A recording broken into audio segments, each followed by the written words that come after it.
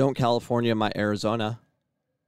Don't do it. You hear that all the time. Well, California is in Arizona every flipping weekend because they're not allowed to play sports in their neck of the woods. So they come to our neck of the woods, and they're spreading the virus over here. So all those shutdowns by Gavin Newsom, you're protecting your people? No, you're just sending them across the border to us to give us your disease. Thank you. Shut your borders down, Governor Newsom. We don't need California over here. Just kidding.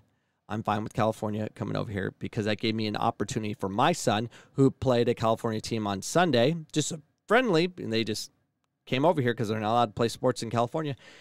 Came over here, and it was an MLS academy team. We're like, oh, it's MLS. And we tied 2-2. And we didn't play well. We should have played better, but we got to stop getting all excited about, oh, they're MLS. They got the... Everything is the same. It's the same freaking people, same clubs, same coaches, same players. Nothing changed. An acronym doesn't create super teams. Anyways, that's not what this podcast is about. I don't know why I got sidetracked like that. From the San Diego Union Tribune, economic hit from youth sports restrictions grows as California teams head to Arizona, and they do. And it starts off talking about Yuma. Yuma is booming with baseball events, and Surf Cup soccer tournament moves to Phoenix. Yay! Surf Cup, let's call it Desert Cup. The Yuma Fall Classic is a youth baseball tournament held earlier this month in the desert city just across the California-Arizona border. There were 51 teams entered in the 6th division. 2 were from Yuma, 49 from California. Man, that must be nice. Hotels packed. Teams from San Diego met in the finals of both 11 and 12-year-old divisions, part of a new bizarre parallel reality as the state's Department of Public Health reportedly prepares to announce an updated youth sports guidance that may or may not lift the prohibition on games. Remember we had the prohibition of alcohol? The people still drank. They did. And that's the Yuma Fall Classic, not to be confused with the Yuma Summer Sizzle, the Yuma Halloween Bash, Yuma Winter Classic, Yuma Christmas Classic, or Yuma New Year's Showdown.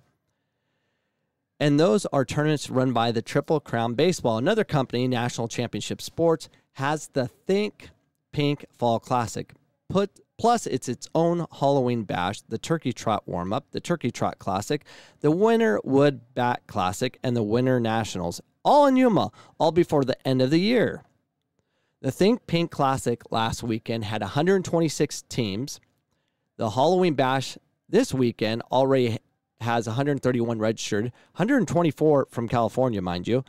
We chose Yuma because it would be close for the San Diego and California teams, says Luis Tovar, a longtime Yuma resident and Southwest Regional Director for National Championship Sports. It just took off. It's been blowing up.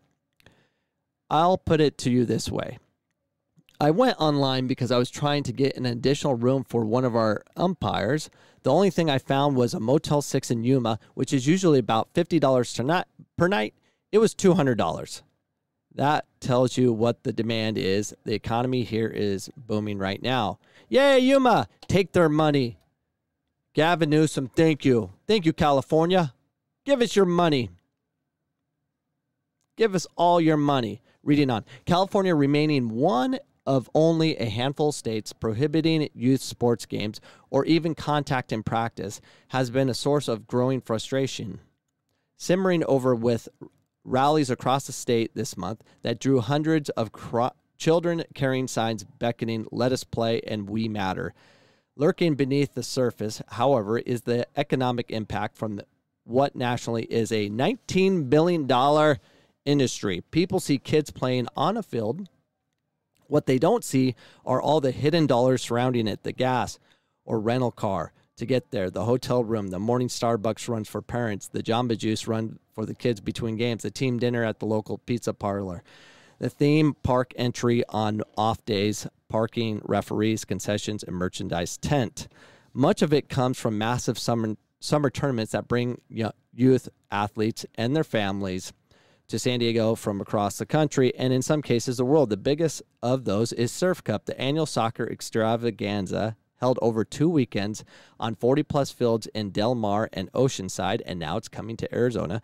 Organizes tentatively rescheduled Surf Cup to July, to Labor Day, and then to October. Then they gave up and announced it will be played on the last weekend of December and first weekend of January in Phoenix and Scottsdale, Arizona. Other sports have relocated events from California to Utah, Idaho states that, like Arizona, have more relaxed coronavirus restrictions for youth sports. Now, let's talk about that for a little bit. So, all these families are picking up from California and leaving. Not permanently, but a lot of them are permanently moving. And they're going all over the country. So having a state shut down without having the border shut down is not doing anything except spreading the virus that's going to kill us all, even though it has a 99% chance of survival rate. They put more of a risk in their lives by driving to Arizona, Idaho, Utah, the ones that actually allow the freedom of, I'll take my risks. I'll breathe in the poison and kill my body. Not my body, because I eat healthy and I have a strong immunity. How's your immunity? Back to the article. You're talking about a lot of money that's moving out of the state, says Brian Inge, CEO of Surf Cup Sports. I think the biggest issue for anybody who runs events is with no information from our political leaders and no information from our governor. Shocker. We have to assume the worst. Nothing has changed since June. There's nothing about youth sports activities on any of those silly color charts, purple, red, whatever. None of these things tell us what we can open up an event. They've basically given us two choices: go out of business or go out of state. According to the Economic Impact Report commissioned by Surf Cup Sports, the 35-plus events it hosts annually at the Del Mar and Oceanside Field complexes account for just under 500,000 attendees between parents and children, 155,000 hotel room nights, and $120 million in spending and taxes, which nearly rivals the famed Comic-Con convention in economic impact. How much can California lose? It's crazy. How much can they possibly lose and hope that Biden gets in and hope that they bail California out? I hope Biden loses and California just suffers. And the reason I want California to suffer, I want them to get destroyed. I want them to go completely bankrupt, like beyond bankrupt, that the land becomes so cheap that I can actually get a nice house in California so I can Arizona, California. That's what I want to do. That's what we should all do. I want California to go bankrupt. I want the houses to be cheap so I can go move to California. The same goes for the dozens of baseball, softball, volleyball, basketball, and water polo tournaments scheduled for San Diego this year. All of them have canceled or moved out of state. That includes National Championship Sports, Youth Baseball World Series in mid-July, with 90% of the 150 teams from out of the area and a minimum 6-night hotel stay. That includes County Cup, a water polo tournament across 2 weekends in May, hosted by San Diego Shores, one of the nation's top clubs that has churned out college players for 28 years. That and a coronavirus-related limit on pool capacity that doubles or triples rental expenses for practices compelled Shores to launch a GoFundMe page to help bridge a $150,000 shortfall. Everyone's in a shortfall situation. Anyone that's shut down is having shortfall issues. For example, at Phoenix College, we're shut down. So since we're shut down, we can't do any rentals. We're losing $100,000 easy just on rentals. Rentals, concessions. We can't do anything until things go north. So we're going to go bankrupt, and we're going to lose everything in hopes that we know what we're talking about with this coronavirus, that has a 99% survival rate.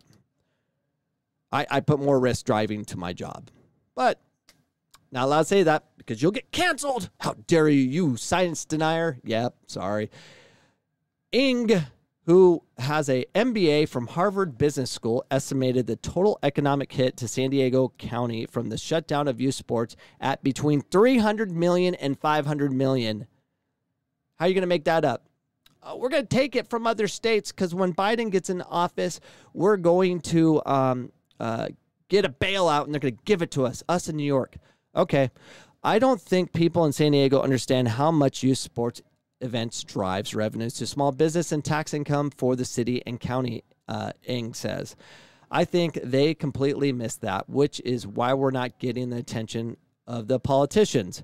Their argument is simple. Most outdoor youth sports do not transmit the virus. The most comprehensive national study conducted by the University of Wisconsin School of Medicine and Public Health, science.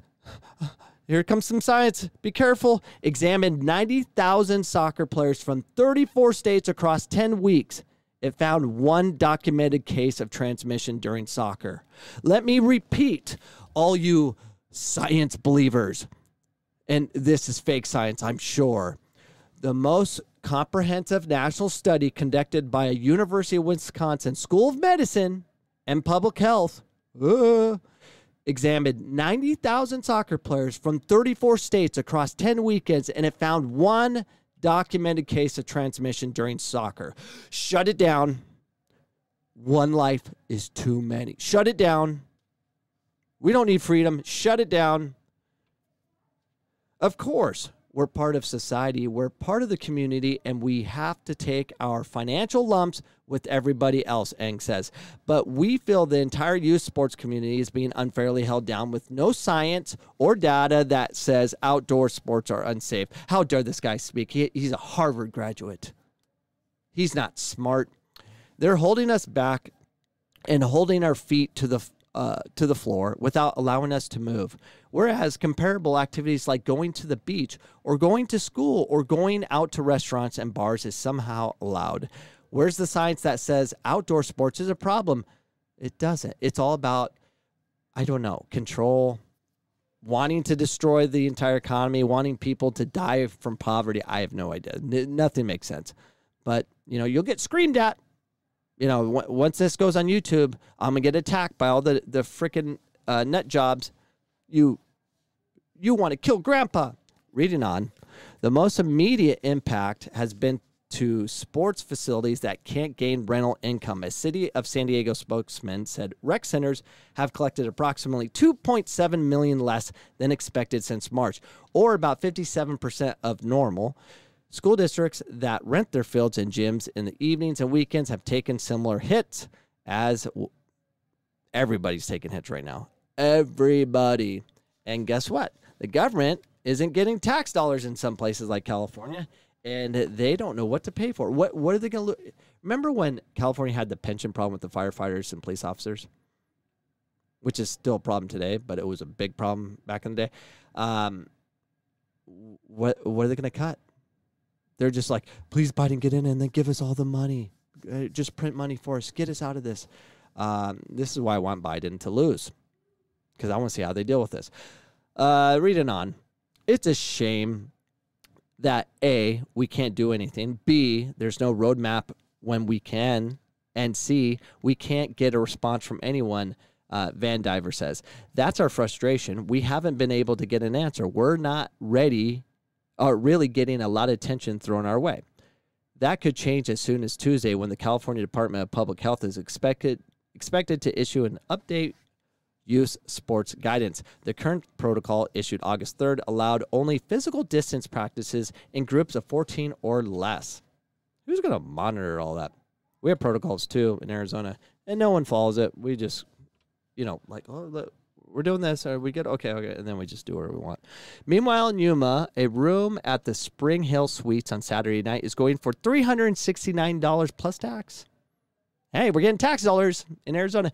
Ing says 80% of San Diego surf players have already been to Arizona at least once this summer or fall, and the number one conversation we're having within the club is how often parents are willing to make that drive. Tovar, the regional director from the National Championship Sports, has baseball tournaments booked every other weekend through the end of the year. He also quietly reserved the fields from January through July in case California doesn't budge on its game prohibition. We just haven't put them up on our website yet, Tovar says, but we're ready to go. The downside for San Diego teams, driving 2.5 hours to play someone from down the street. That's crazy. That is craziness. It's crazy. So you shut down and people are still going out. This isn't political.